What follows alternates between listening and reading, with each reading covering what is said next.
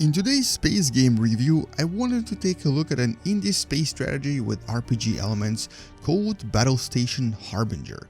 Set in the near future, Battlestation Harbinger puts you in the role of a human commander whose sole job is to venture into enemy space and complete progressively more difficult missions in order to defeat the ultimate enemy of the alien and hostile race.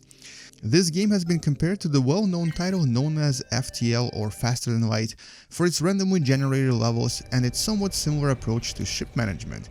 However, the games are quite different and quite enjoyable for completely different reasons. In FTL, for example, you play as a soul ship. In Harbinger, you play as thousands of human beings on board of at least 3 different vessels that you can control at once. On top of that, Battlestation Harbinger takes you through 4 large levels, each with several dozen procedurally generated areas, and each with a specific hostile race you have to face off at the end. The last level usually involves the ultimate battle for survival and will definitely take you a while to complete. Also, unlike in FTL, there seems to be a lot more variety of ships and weapons in this game as well. You can arm your ships with quite a number of various human or alien weapons and can command large fleets that can be customized to your liking. You can also upgrade all of your weapons and have quite a lot of variety in terms of upgrades or level progressions for each of your weapons. While fighting more dangerous enemy ships, you may also encounter occasional random drops with unique or rare weapons, which give you a reason to take risks and to try to strategize your approach about certain battles. The replayability of this game lays in its rogue-like approach, with experience unlocked through various playthroughs for a total of 26 different unlockable human ships, each more powerful than the previous ship, which would actually take you quite a while to unlock completely. And that's not it, of course. On your adventures, you will find various human battle stations that will allow you to buy and sell stuff, as well as assign various random missions to you, from different kill quests to investigations to escort missions and so on. And since these missions are all randomly generated too, you never really know what difficulty to expect and what may end up happening on your entrance to a new system. And so you may either luck out or lose completely if you're not well prepared. So actually being cautious in this game is absolutely crucial, and the challenge is what makes this game so much more fun, and you'll actually keep trying and trying even if you end up dying over and over again. And as for the bulk of the gameplay, combat is actually kind of fun in this game. It's all in real time and you can pretty much control everything in this game, including individual weapons and individual special ship components that may even have some special abilities in them as well. And while you can actually pause the game and assign various individual commands, it's actually a lot more fun to try to do this in real time and basically battle it out with the enemy as you go.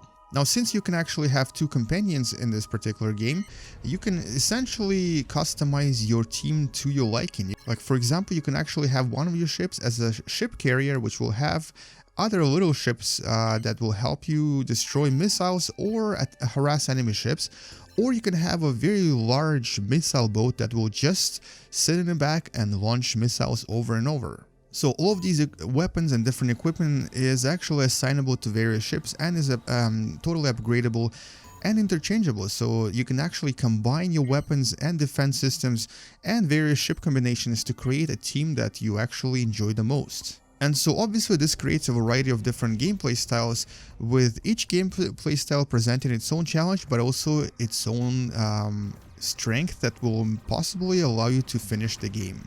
And although some people, like myself, will choose to play defensively, other people may actually focus on total annihilation and create really powerful and really dangerous ships. And after the 10th or possibly 20th or so playthrough, you'll have a pretty good idea of what to do and how to fight well and what battles to avoid. And since you can always escape the system, there's no reason for you to actually continuously fight a battle that you will very likely lose.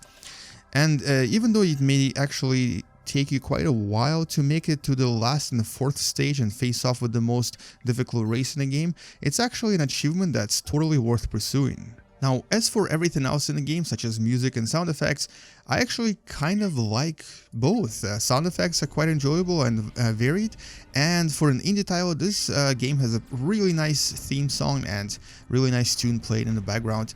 And so this game actually has pretty much everything, at least everything to make it enjoyable and atmospheric enough for me to keep engaged for hours at a time. And so I think for any space game fan, especially those of you who enjoy roguelike games, and of course the fans of FTL or similar titles, this is a must-have and will definitely not disappoint you. This space strategy with RPG elements is probably one of the best examples of how original indie games can be and how excellent some of them actually are. And you know what? Well done, Bug-Bite Limited, which is of course the name of the company who made the game. You made a great game, and I hope there's more to come. Anyway, thank you so much for watching. I hope you enjoyed this review, and if you did, don't forget to subscribe and check out some of the other previous space games I've taken a look at in the past. Thank you guys, like this video if you've enjoyed it, and share it with people that you think may like to buy this game as well. I'll see you in the next video, game you later, and as always, bye bye.